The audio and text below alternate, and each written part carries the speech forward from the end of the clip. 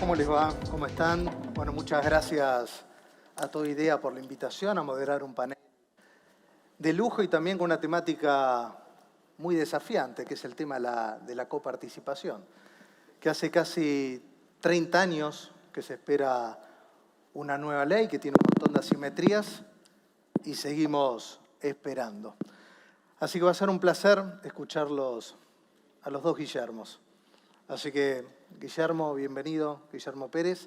Y si querés, arrancamos directamente con la presentación. Y lo mismo Guillermo Lipera, que después va a continuar. Bueno, perfecto. Yo soy old fashion style, así que me voy a levantar, disculpen. Hace 4 meses cuando... ¿Cómo te va? Hace 4 meses cuando se me ocurrió hablar de este tema, que nunca lo había investigado en profundidad, se lo comenté a Mariela y se puso hiper contenta.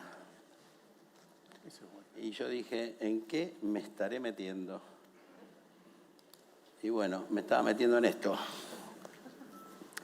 ¿Y ahora qué hacemos? Digo, ¿cómo me voy para atrás? Porque fue mi primera reacción, realmente. Bueno, esto es la coparticipación, ¿sí? No lo voy a explicar acá en detalle, pero la verdad que para poder analizar esto tuvimos que analizar 170 años de historia tributaria, que la voy a tener que dar en 5 minutos, para el resto poder hablar con las propuestas y las conclusiones. Estos 170 años de historia desembocaron en el laberinto de la coparticipación. Acá adelante va a haber 15 slides que no los voy a pasar, los voy a pasar de largo. Hay una primera etapa que se llama de la precoparticipación. Nuestra Constitución Nacional de 1853 separó las fuentes. Las provincias estaban a cargo de todos los impuestos indirectos y la nación estaba a cargo de los correos y de las aduanas exteriores. Hasta ahí no hubo mucho conflicto, las provincias tenían una multiplicidad de impuestos que venían de la época de la colonia, horribles, de muy baja recaudación, y había un cierto grado de caos. En 1980 hay una crisis mundial, baja el comercio internacional, la nación empieza a perder recursos, ¿y qué hace? Como lo hacen las 5 etapas estas, empieza a avanzar sobre las provincias y sobre nosotros los contribuyentes, creando varios impuestos internos, al vino, a la cerveza, a los bancos, a los seguros, a los naipes. Y todos esos impuestos empieza una etapa de impuestos concurrentes, ¿sí? Que ese caos dura hasta el año 1930. Nueva crisis, la crisis de 1929 y 1930. Ahí pongo 1947 por algo que sucedió. Y en esa etapa, en el año 1932, se crea el impuesto a las ganancias, que se llamaba impuesto a los réditos, por tiempo determinado y por razones excepcionales. En los años siguientes, 2 o 3 años siguientes, ventas eventuales, a las ganancias eventuales, impuesto sustitutivo, yo no sabía, después se ve que vino la herencia, después sacaron la herencia y volvieron a poner sustitutivo. Y todo eso se metió en la masa coparticipable, porque se crea en ese momento la ley 12.139 de unificación de impuestos, no se llamaba de coparticipación. Y esa ley le dice a las provincias, ustedes tienen que derogar todos los impuestos internos y yo voy a recaudar todo y se lo voy a dar. Sigue avanzando la nación. Y en el año 47, ¿qué pasa? Empieza a trasladarle ciertos gastos a las provincias y darle los recursos, con lo cual las provincias se hacen más dependientes de la nación. Las provincias, ni lentas ni perezosas, ¿qué hacen? En el año 1948 crean al padre del impuesto a los ingresos brutos, que es el impuesto a las actividades lucrativas, que tiene mucho más entidad que el viejo impuesto al comercio y a la industria. Y avanzan sobre nosotros, los contribuyentes, y claro, la nación avanza sobre las provincias se defienden, y en definitiva todos avanzan sobre nosotros. ¿Qué pasa en el año 1973? Aparece la única ley de coparticipación federal que tuvo la Argentina. Y esa ley de coparticipación federal está hecha con racionalidad, se hace en base a ciertos indicadores socioeconómicos, donde básicamente hay una masa coparticipable que se distribuye 48,5 nación, 48,5 provincias, el 1 va a la ATN y aportes al Tesoro. Y luego una distribución secundaria. Esa distribución secundaria se hace con criterios socioeconómicos, que es cantidad de población, factores de desarrollo educativos y cantidad de casas y autos, decía. Está un poquito vieja esa ley, pero es la única que tenemos en la Argentina. Ahora les voy a explicar por qué. Y autos. Esa ley duraba hasta el año 1984, ya estábamos en democracia, y no nos ponemos de acuerdo para tener una nueva ley de coparticipación. Y acá ocurre lo más grave de nuestra historia de coparticipación, porque al no haber coparticipación, se le empezó a asignar recursos a la provincia a pedido, a demanda, a prebendas, a acuerdos, a arreglos, a amistades, a simpatías o a compulsiones. Entonces, en el año 85, 86, 87, distribuimos, es la gran etapa discrecional donde el Estado Nacional distribuye. ¿Y qué hace la ley que es un régimen provisorio, pero vigente hasta el día de hoy, porque es de renovación automática y no se cumple con el mandato constitucional de 1994 de tener una nueva ley de coparticipación, que lo va a explicar Guillermo? Esta ley lo que hace es repartir en base al mecanismo de prebendas, de amistades, de presiones o de lo que les guste del año 85, 86, 87. Y ayer, repasando todo esto, me di cuenta de una cosa, que nuestra democracia no pudo nunca jamás consensuar una ley de coparticipación, porque la ley 12.139 la saca Agustín Justo. Agustín Justo ganó la presidencia en el año 1932, se lo llamó la década, ahora no me acuerdo, pero ignominiosa o algo así, porque se dijeron que esas elecciones estuvieron con un vicio de nulidad, producto de que se dice que hubo fraude. Y el apoyo ese gobierno tenía un apoyo militar, básicamente, porque había sido la revolución en 1930 que derrocó a Irigoyen. Con lo cual era una democracia, pero un gobierno muy particular. Y esta ley, la única que tuvimos de coparticipación, fue sancionada en marzo de 1973, gobierno militar. Con lo cual, nuestros políticos argentinos adolecen de algo, que es que no han logrado ponerse de acuerdo para tener una ley de coparticipación nunca en toda la historia de la Argentina. Él me va a preguntar después si es posible hacer una ley de coparticipación. Voy a ver qué le contesto. Todavía estoy pensando en la respuesta. Bien. Ahora voy a avanzar mucho. Bueno, después vamos a hablar del laberinto, de las provincias ganadoras y perdedoras y de las transferencias discrecionales. Después vamos a hablar del diagnóstico y vamos a hablar de las propuestas y conclusiones, para lo cual tuvimos que transpirar mucho. Ahora voy a pasar todo esto rápido, que es la historia, porque la verdad que fue la única vez en mi vida que practiqué una charla y me di cuenta que no iba a poderles dar la historia. Así que lo paso rapidito, tienen todas las etapas, ven, esto no es verso, está bastante analizado. Había una versión larga, una versión corta, una versión cortita, y es la hipercorta que es esta, y quedó larga. Entonces seguimos. ¿Qué va a ser? Ya llegamos al laberinto, que es hermosa esa parte, fascinante. Si es que, bueno, los impuestos sabemos que nos gusta, cosa que a la mayoría de la gente no le gusta, ¿no? Bueno, ahí está el laberinto, ya lo vieron antes. Esto es como se lo distribuye a la nación y provincia. Con la ley 23.548, 42% tiene nación y 57 provincia. Y acá viene lo siguiente, que es muy interesante. Provincias ganadoras y provincias perdedoras, pero lo tengo hecho por lugares geográficos. Fíjense, las perdedoras son estas. La zona rica de la Argentina aporta al PBI, según estos datos, que son bastante recientes, un 75%, son de alta densidad poblacional, 64%, pero reciben solo el 46%. O sea que generan riqueza por el 75% y reciben solo el 46%. Ustedes saben cómo están las rutas que van a los puertos, ¿no? A Bahía Blanca, a Buenos Aires, a Rosario, destruida. O sea que hay una cantidad de dinero que no se está reinvirtiendo para mantener esa Argentina rica que banca al resto de la Argentina. Ahora, ¿cuáles son las provincias ganadoras acá en recibir? Estas, las del norte argentino, que dan al Producto Bruto entre el 4 y el 6%, pero reciben entre el 15 y 17% en el reparto. Y tienen razonable alta densidad poblacional, ¿sí? Ahora, esas provincias, ¿en qué gastan ese dinero siendo tan ganadoras? Porque el ingreso per cápita que reciben, que más o menos el ingreso promedio es 22.000 pesos, Formosa recibe 50.000, Cava recibe 7.000 per cápita. ¿Ese dinero en qué está? En gasto asistencial crónico, porque yo no veo que esa provincia progresen. Y sin embargo reciben mucho más que las otras, cuando lo que tendrían que hacer es hacer inversión en infraestructura, que educacional, productiva y médica. Porque para la cuestión productiva necesitamos que la gente esté bien sana y sea culta, esté preparada. ¿Qué pasa con el Nuevo Cuyo? Esto está un poquito deformado, acá también reciben más de lo que dan, pero Mendoza está ayudando a lo que sería San Juan y Catamarca.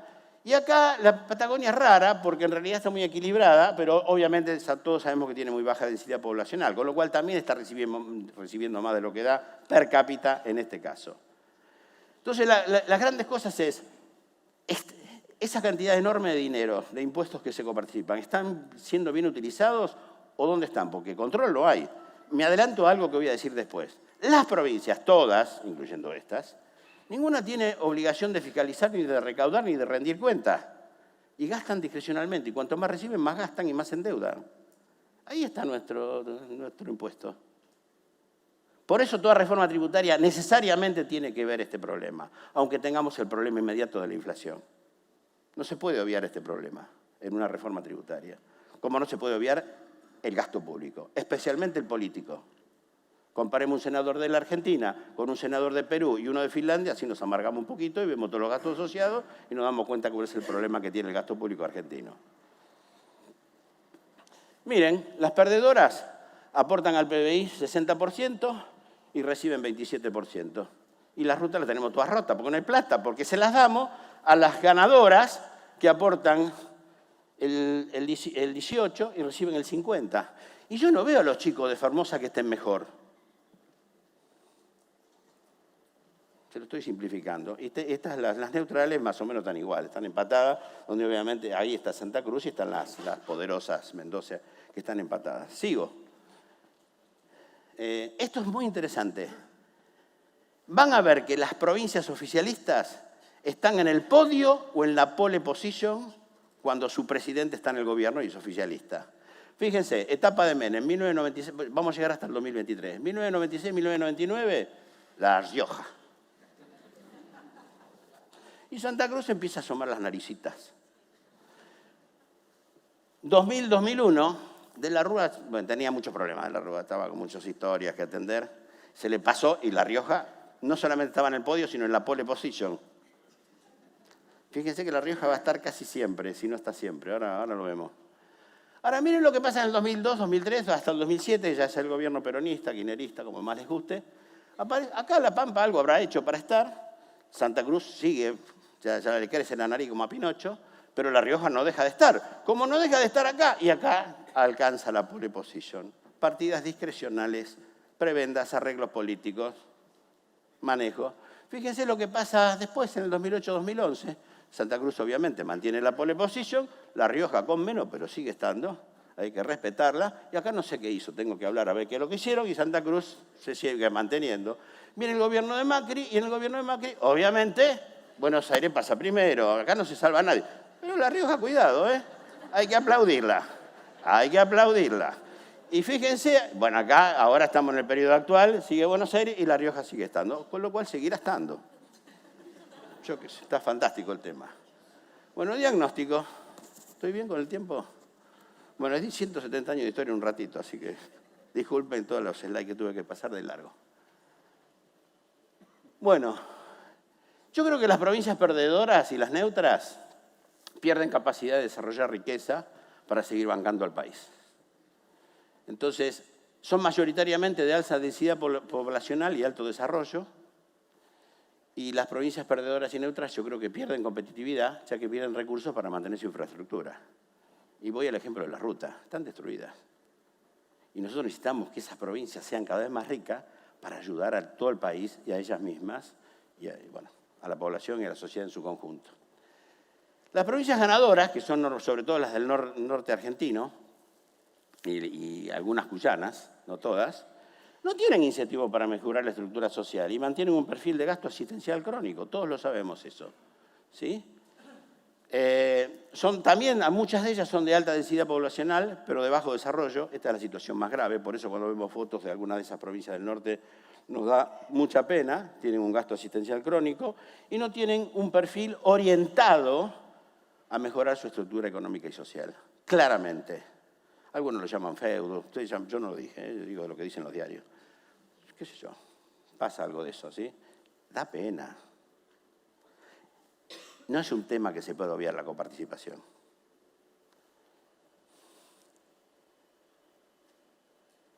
El laberinto favorece la falta de control y la poca transparencia y provoca desigualdades entre las provincias. El laberinto no se entiende y no es confiable para los ciudadanos. A mí me daba fiaca leer el laberinto ese cuando venía, antes me preparaba para acá. Lo miré, se lo confieso que lo miré, pero porque soy de la vieja generación, digamos. Las provincias no tienen responsabilidad en fiscalizar y recaudar y gastan sin rendir cuentas, están en el mejor de los mundos. Una papita es eso. Y fomenta el gasto incontrolable e ineficiente. Y después la distribución secundaria, que hoy tenemos en el 2023, es la del año 85, 86, 87, que era discrecional, ¿se acuerdan? Que lo recogió la ley 23.548 del año 68. No está basada en indicadores económicos, socioeconómicos. No voy a hablar de los pactos federales porque no me da tiempo, pero hubo como 15 desde el 93 a la fecha. ¿Sí? Que no se cumplió ninguno, que César normalmente los comenta mucho. Y fomenta la evasión de impuestos. Un tema que le estamos metiendo mucha presión al tema de la cédula de modernización para el coloquio es evasión. ¿Por qué? Porque en Argentina hay una evasión importante y yo creo que esto es parte, porque si no hay correspondencia fiscal, ¿qué sensación tengo yo como contribuyente de a dónde va para mi impuesto? Si yo fuera un vecino de Vicente López de la municipalidad que más le gusta, y bueno, veo si la vereda de mi calle está rota, de mi casa está rota, sé a dónde van mis impuestos o no van. Pero ¿a dónde van mis impuestos a ese laberinto que les mostré antes? Obviamente que fomenta la evasión. Bueno, propuestas. Estoy bien. Propuestas. Crear un nuevo régimen, obviamente cumpliendo el mandato de 1994 que Guillermo va a hablar, constitucional. El nuevo régimen va a tener que tener estabilidad fiscal, tiene que incluir a todos los impuestos nacionales, a todos, y actuales y futuros sin excepciones. Tiene que haber un límite muy fuerte en las transferencias discrecionales, a pesar de que la Constitución del 94 las bendice. Dice que tienen que ser súper excepcionales para darlas, pero vieron que acá todo es excepcional. Y para mí tendría que tener una revisión periódica cada 5 años. ¿Por qué? Porque los indicadores económicos sociales cambian, entonces hay que cambiarlos. Debería existir un régimen de transición para darle factibilidad. Porque ya les dije que las únicas 2 coparticipaciones que tuvimos fueron en gobiernos de corte autoritario. La democracia argentina falló en eso. Nuestros dirigentes fallaron en eso. Entonces tiene que ser limitado en el tiempo, que prevea la reducción y eliminación progresiva de los impuestos provinciales y que esté referido en un primer momento a la recaudación incremental, de modo tal de ir en la incremental, hacerlo con los nuevos indicadores y lo existente, irlo dejando y lo disminuyendo gradualmente hasta que se normalice en el tiempo. Acá está la política de shock o la política gradual. Para esto me inclino más por la gradual. Me parece que esto le da factibilidad y reduciría los conflictos interjurisdiccionales que va a haber un montón. Lo único que no tiene arreglo es la muerte. Así que esto debería poderse arreglar. Necesitamos estadistas. Se deben fijar nuevos criterios redistributivos objetivos. Para mí la base de la coparticipación tiene que ser la del 73, pero modernizada. Y considerando el nivel de infraestructura sanitaria, habitacional, educativa y el desarrollo económico de cada provincia. Y yo daría premios a aquellas provincias que demuestren que han hecho desarrollos en infraestructura en todos estos ítems. Y correlativamente condicionaría al asistencialismo crónico. Fácil es decirlo, difícil es hacerlo, sobre todo en alguna provincia. Pero bueno, el no ya está. Pondría un límite muy estricto a los impuestos con destinos específicos, porque eso destroza el mecanismo de la coparticipación, del mismo modo que a las partidas discrecionales, porque es la manera como la nación tiene agarradas las provincias. Es un problema de fuerzas ahí, ¿sí? Bueno, conclusión. Y me olvidé una cosa, quiero agradecer a toda la gente del Grupo GNP que ayudó muchísimo en ubicar material para poder hacer este resumen que hicimos acá. Realmente sin ellos no se podría haber hecho esto. Disculpe porque no lo dije al principio. Conclusiones. Para lograr una Argentina competitiva y que genere desarrollo social, para lograr una Argentina competitiva que crezca y que genere desarrollo y progreso social, se requiere primero estabilidad fiscal e implementar profundas reformas tributarias. No solo en el sistema tributario, sino en el gasto. Primera cuestión. Segunda cuestión, para lograr aquello de allá, una reforma tributaria que genere todo esto, productividad, crecimiento y por lo tanto progreso social, se requiere, porque es el tema de hoy, lograr un régimen de coparticipación federal moderno y eficaz basados en indicadores económicos y sociales modernos. Ya termino. El nuevo régimen de coparticipación federal, que tiene que ser, obviamente, de acuerdo al mandato de la Constitución del 94, tiene que tener cientos requisitos básicos. Primero, un periodo de transición para darle factibilidad. Cuando nace la coparticipación se habló de que lo que se trataba era darle igualdad de oportunidades a todos los habitantes del pueblo argentino. Yo creo que eso tiene que seguir estando. Tenemos que hacer que Formosa pueda, u otra, la que a usted le guste, sea capaz de generar progreso social y no ver lo que vemos por televisión en esa provincia o en muchas otras que no nos gusta a ninguno de nosotros. Pero, esto sí, se debe evitar que las provincias más ricas, más productivas de la Argentina se empobrezcan para sostener a provincias con gastos asistenciales crónicos y sin ningún control. Debe haber reglas de juego más claras, porque si se empobrece todo lo único que sostiene al total, nos caemos. Y yo creo que debería generar, esto es imaginación al poder, y se debería premiar a las provincias, en especial a las más pobres, que hayan hecho esfuerzos comprobados en desarrollar su infraestructura sanitaria, educativa, habitacional y productiva. Leopoldo Marechal decía que de los laberintos se sale por arriba. Por lo tanto, la responsabilidad está en las jurisdicciones en el Congreso, está en nuestros dirigentes, que son los que elegimos para que nos representen. Nosotros no lo vamos a resolver, lo tienen que resolver ellos. De los laberintos se sale por arriba. Lograr hacer un régimen de coparticipación va a ser un paso gigante en el proceso de reordenamiento fiscal de la Argentina y la reducción del gasto público y del déficit fiscal. Porque si usamos bien los impuestos vamos a crecer y si crecemos no vamos a tener déficit fiscal. Esto nos va a permitir lograr, primero, racionalidad y eficacia general al asignar los recursos. Lograr que la Argentina crezca y sea competitiva. Si la Argentina crece y es competitiva, va a crecer el empleo formal. Si crece el empleo formal, lo que vamos a lograr es integración social. Nada más. Muchas gracias.